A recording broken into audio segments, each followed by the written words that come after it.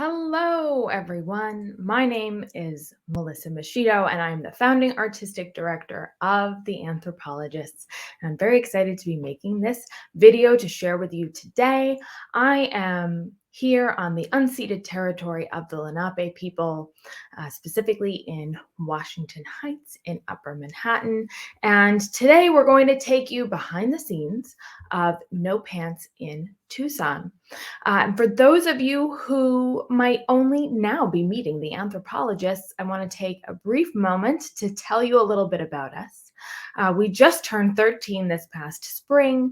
We are a New York City-based theater company that is dedicated to the collaborative creation of investigative theater. So all of our plays and projects are devised by the ensemble and inspired by and based upon research, source material, cultural artifacts. And over a long development period with a lot of rigorous dramaturgy, we create dynamic new work for the stage, and more recently, also for digital platforms. So today I'm going to bring in my collaborator, Irina Kuraeva.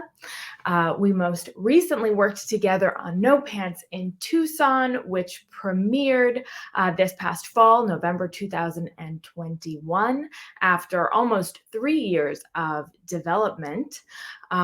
So yeah, let's get Irina in here.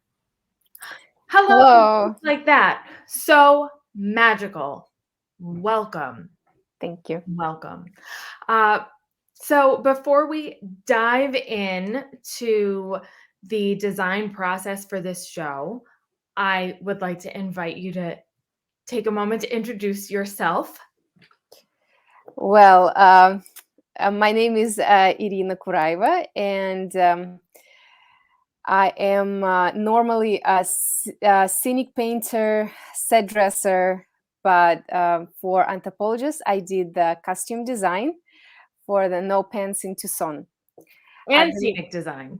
And scenic design, Yeah. yes. But we're That's true. focusing on you as costume designer Costume right now. designer this time, yes.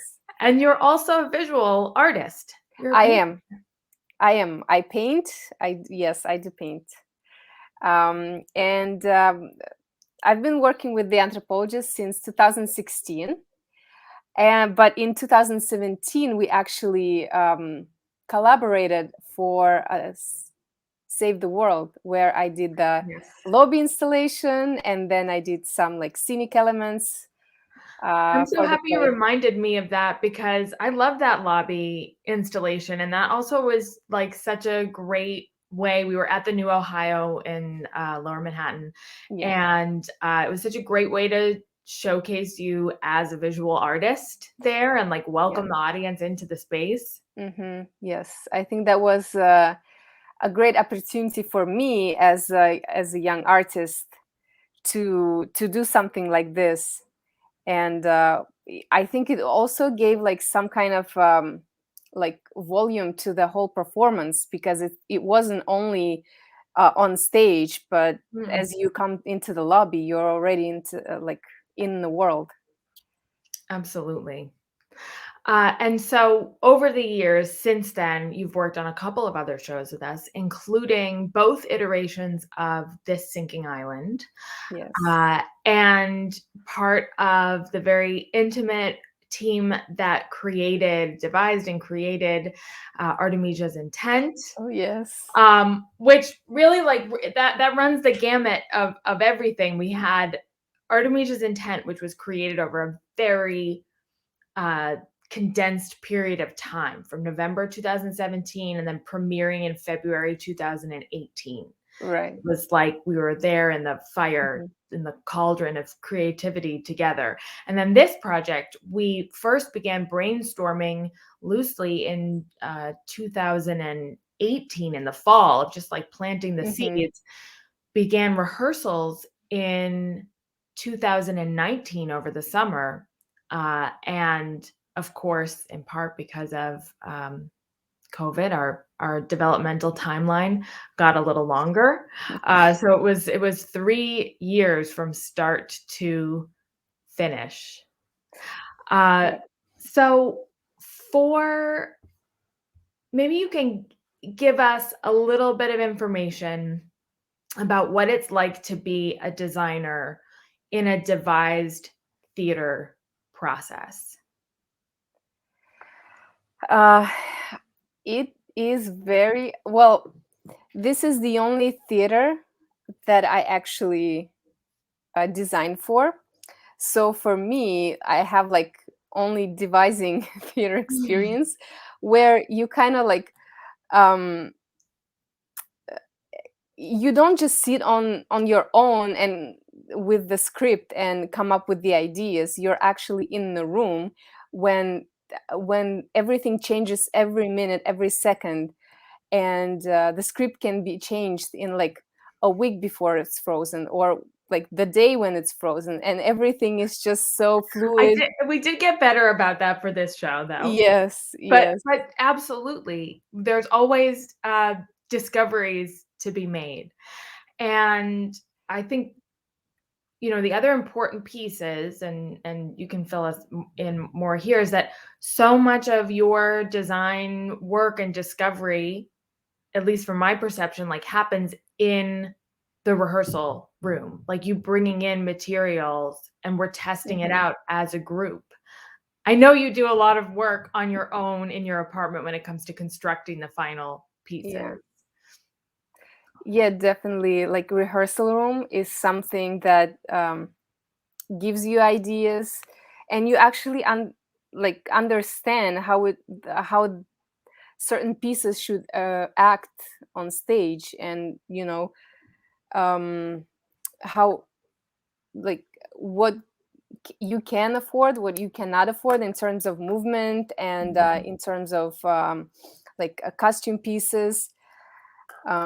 Yeah, and as I said, with everything changes every minute of the rehearsal, you kind of have to change everything as well. You have to change the elements. You have to rethink of certain parts of the costume, or like the set.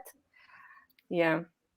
And another piece that's important to the anthropologist and specific to us is that not only are we working from research, historical documents, in this case, Mhm. a lot of newspaper articles, as well as photographic archives, but all of our work as the anthropologists, we are interacting with that source material, filtering it through physical theater. So the majority of our work is movement based, which presents challenges and opportunities for costumes, right? Where Yeah. you bring it in, put it on the performer, and then we see what we can do with it, Hmm. and how much it can be manipulated. And a lot of times, and why I love working with you, is there's a blurry line between costumes and scenic, Hmm. meaning that costume elements can become part of the scenic design, and that the world is very holistic in that way. Hmm. Yes, I think this is also like anthropologist number one idea and goal is to be like set and costume to be interchangeable, and to be fluid, and it's not just set is set, costume is costume. But with the anthropologist, you can use a costume piece as a set, as a part of set design, which Mhm. I think is very cool and very like multifunctional. Yeah, we're always looking at, like, what else can we Yeah, do with this? If we're going yeah, to bring this whole thing in, how yeah, else can we use it? right. So, let's jump in and take a look at two of the many costume designs that you created for No Pants in Tucson. And, for this show in particular, because of the theme, that's what we didn't do. We didn't talk about what is No Pants in Tucson. No Pants in Tucson is a subversive comedy uh, inspired by archaic US state laws prohibiting cross dressing. So we were looking at laws that were making it illegal essentially for women to wear pants. And we really wanted to dive into this time period of the late 1800s, early 1900s to take a look at how this public policy prescribing gender and how gender appears, and how gender is essentially performed through clothing, how that relates to current legislation that is Mhm. gender oppressive. So we knew that this play was going to feature a lot of costumes. And in total, how many different looks did you create for this cast of 4? I counted 17. Oh my goodness.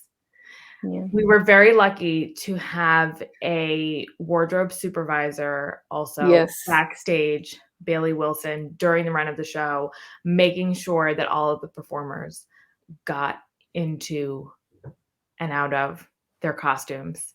I really wish that we had taken like some behind the scenes video during the run of the show, Mhm. but that's all right. So let's start. I'm going to add a photo in here. We're going to start with the costumes for the scene, the piece that we refer to as the Insane Pavilion. Yeah. Okay. And just for this historical context for this, the we learned about the Insane Pavilion through a newspaper article from 1892, and the Insane Pavilion was a part of Bellevue Hospital, where essentially it was a psych ward. And we learned of several stories where women were arrested on the street for wearing pants, and evaluated by a judge and deemed to have to go to psychiatric supervision. So tell us about what we're looking at. So here we are looking at my first sketch, which is in the middle of Mm-hmm. the photo, and two references. Uh, one is a modern. It's called Suicide Jacket, Mm. and the top one is approximately of that period. What was in my head for this particular scene is that I had in mind like a very clean, very non-specific a costume, because all those laws and made people kind of disappear, Mm. and yeah, and Shall we see it in motion while we yes, talk about it a little bit more? yeah, So, and also just this idea of like, yeah, how the laws trapped people and how this yeah, actual experience of being sent to a hospital. yeah, stripping people of their identity, and putting them all on the same level with this kind of clothing. And I think in my initial sketch there were no hoop skirts, but we added the hoop skirts later because we wanted it also to show that the weight Mm. of that fashion, the weight of of what women had to go through, how they had to look. Exactly, and so much of the text that's used in this scene is from these women and other, potentially non-binary, non-gender conforming people who Mhm. had been arrested for wearing pants, so often because they were trying to get work, either a job period or a better paid job, Yeah. and after being arrested, were forced to go back into the skirts. And some of the text really talked about them being unable to perform their job wearing the clothing of the time. Right. Yeah, and here we see Mariah interacting with. Can I say about this scene that Yeah. initially we wanted to have that scene when the other actors are putting the costume on Mariah, Mhm. and but we took it off, and they just kind of like all together in the same costuming. Right. That's a big question, especially for leading into this scene, but also other scenes of Mhm. like how do the costumes function? How are they being put onto people, taken off of people? How much do we see as the audience? Yeah, Well, let's move to the next costume piece, which we refer to as the base base costume. costume. So tell us about this. What is a base costume for those who are new to costume design? So for this play, base costume is something that we see throughout the whole show. Uh, he- you will see like the elements of this costume here and there. So that's why we call it a base costume. And base costume is something that would be reminiscent to the underwear of that time, and because we have white leggings on, Mhm. that would represent pantaloons, and then you have like the long sleeve with a ribbon on it that reminds us of the like the pattern of the corset. Mhm. And also we have a hoop skirt on top. So this is basically I don't know, like the undergarments of women of that time. Mhm. And we spoke so much about, I mean, we had Yeah. spent a lot of time on corsets, much more time than is evident in the script. Yes. And that's part of the discovery process too, is like what's Hmm. essential to the storytelling. And it became more important to have a visual reference than to have it be so much of a plot point. But we spoke a lot about the hoop skirt cages operating as, metaphorical cages for the Hmm. women. And just looking at how you were able to emphasize these lines by having these black cages and the black corset outlining against the white uh, undergarments. And I also appreciate how, when we were trying to visualize these costumes, especially working remotely where Yeah. we didn't have as many opportunities to test things out on performers. You took this photograph from a very, very early rehearsal slash, showing to a Hmm. couple of our colleagues from September 2019 or October 2019, something like that. You took Hmm. that to like illustrate over it to give me a visual sense. And I feel like that's something that was new for you to do Yeah. because of working remotely. Yeah, it's also because we couldn't be for so long together in a rehearsal space.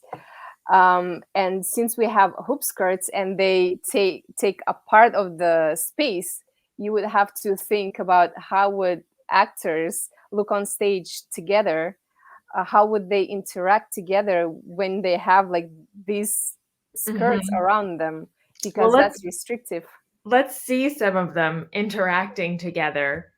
you know. Here's a Here. scene where we have Kian being forced to wear a hoop skirt, flanked by Mariah on our left and Marissa on the right. Um, and also, we can see how the hoop skirts are echoed in the scenic design. Yes. You have them hanging from Hmm. the ceiling.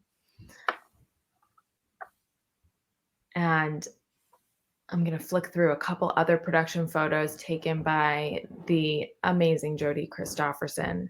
So here we have Kian as Harry Allen Hmm. and Mariah interrogating him. And now we can see a different view of those hoop skirts with the lights underneath.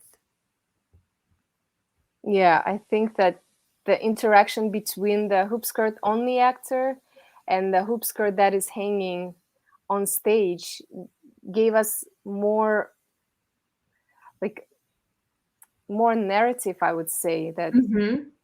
Yeah, within and the that scene in space. particular, it happens towards the end of the play, Hmm. and it was so stark because it was a much more muted color palette for that particular scene, and seeing Mariah and April in that with the skirts hanging felt very ominous.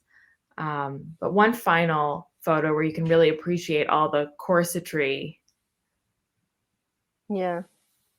I'm just smiling because I love this part of the play too, where it gets really wild and frenetic.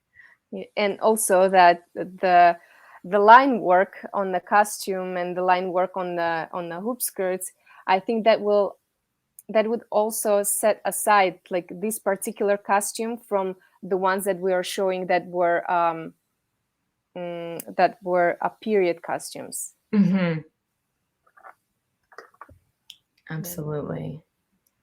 Well, Irina, thank you for joining me today and taking people behind the scenes of No Pants in Tucson. For those of you who are watching, are there other costume pieces or design elements that you're curious about, other aspects of No Pants in Tucson that you want to know more about? Just let us know in the comments and we'll make another video. Thank All you for right. having me. Thank you. All right. Bye, everyone.